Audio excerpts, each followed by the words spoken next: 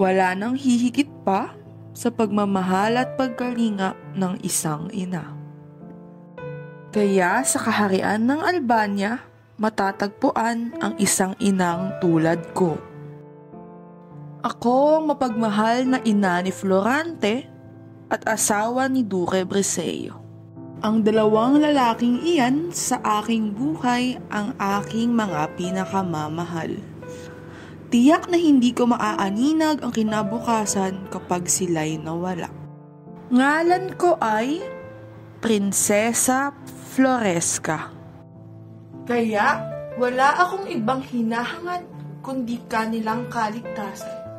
Sapagkat sa murang edad pa lamang ni Florante, marami na siyang pinagdaanan. Noong sanggol, muntik na siyang sagupain ng mga buwitre. Grabe ang kaba at takot ko noong mga panahong iyon.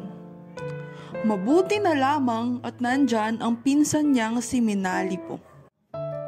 Kung kaya sa pagpapalaki kay Florante, sinigurado namin ni Briseyo ang lahat ay tama at hindi siya lalaki sa layaw. Pati paaralan at mga bagay na kinakailangan niya ay dapat laging pinaka at nararapat sa kanya. Ngunit isang araw, may hindi kami napagkasunduan ni Briseyo. Nais ipadala ni Briseyo si Florante sa Atenas upang mag-aral. Ngunit ayoko! Hindi maaaring mag-aral si Florante sa Atenas. Ayoko siyang mawala sa aking piling. Maaari pa rin naman siyang matuto kahit hindi na siya lumalayo, di ba? Kahit ako ang kanyang ina, wala pa rin akong nagawa. Tumungo si Florante sa Atenas upang mag-aral.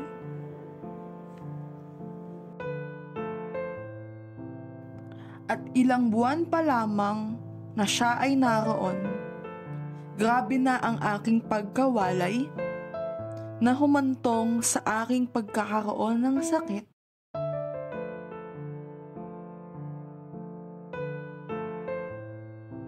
at kamatayan.